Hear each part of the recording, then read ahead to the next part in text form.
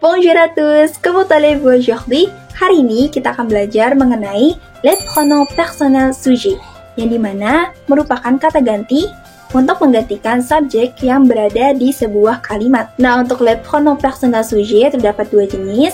Yang pertama itu singulier atau tunggal, dan pluriel atau jamak. Kita akan bahas yang singulier dulu. Untuk singulier, terdapat tiga jenis nih. Ada yang orang pertama, atau siapa yang berbicara.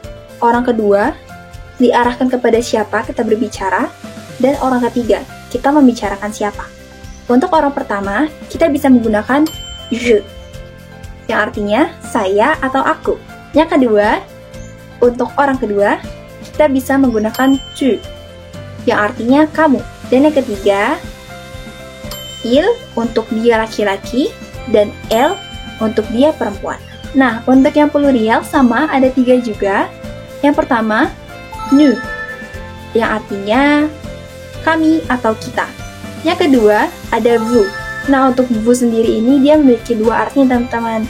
Dia bisa menjadi kalian, yang artinya ada banyak orang, kalian, atau Anda, yaitu untuk mengutarakan kamu tetapi dalam situasi formal. Dan yang ketiga ada il dengan s, artinya mereka laki-laki, dan elle dengan s, artinya mereka perempuan. Nah, seperti yang tadi udah kita bahas nih, kita memiliki 6, yaitu ada je, tu, il, elle, nous, vous, il, elle avec s atau il, elle dengan s. Nah, gimana Kak penggunaannya? Mari kita bahas.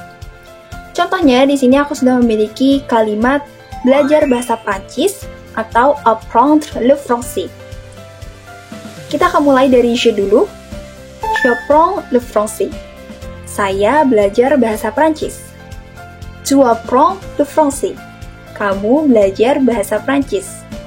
Il apprend le français. Dia laki-laki belajar bahasa Prancis. Elle apprend le français. Dia perempuan belajar bahasa Prancis. Nous apprenons le français. Kita belajar bahasa Prancis. Vous apprenez le français.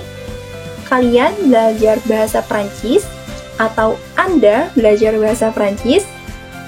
Ils apprennent le français. Mereka laki-laki belajar bahasa Prancis. Elles apprennent le français. Mereka perempuan belajar bahasa Prancis. Nah, salah satu fungsi dari pronom personnel sujet adalah untuk mengurangi pengulangan dari sebuah kalimat. Aku akan kasih contohnya. Misalkan aku mau bilang, Anne va à l'école. Anne apprend le français. Nah, Anne ini berarti seorang perempuan, dan dia cuma satu ya, Anne. Berarti kita bisa menggantikan Anne, subjek Anne, dengan kata ganti atau pronom feminin singulier, yaitu dengan elle. Jadi kita bisa bilang Anne va à l'école, elle apprend le français. Voilà. Nah, untuk versi yang laki-lakinya juga sama. Misalkan aku mau bilang namanya Jean. Jean va à l'école, Jean apprend le japonais. Kita bisa ganti Jean karena dia adalah seorang laki-laki, berarti maskulin, dan dia cuma satu nih Jean-nya, berarti dia singulier. Kita bisa mengganti subjek Jean dengan kata ganti maskulin yang singulier, yaitu dengan il. Jean va à l'école, il apprend le japonais. Voilà. Kalau untuk yang pluriel gimana? Nah, untuk yang pluriel, misalkan aku mau bilang la femme va au supermarché, atau seorang perempuan pergi ke supermarket. Kita bisa menggantikan la femme karena dia seorang perempuan, artinya dia feminin, dan dia seorang berarti cuma satu, singulier. Kita bisa menggantikan dengan elle. Nah, kalau misalkan aku bilang les femmes vont au supermarché, artinya para perempuan pergi ke supermarket. Nah, les femmes karena dia perempuan, tapi perempuan ada banyak, berarti dia termasuk ke pluriel. Jadi kita bisa menggantikan les femmes dengan elle. Elles vont au supermarché. Lalu untuk yang laki-laki, misalkan aku mau bilang le lycéen va au parc. Artinya seorang murid pergi ke taman.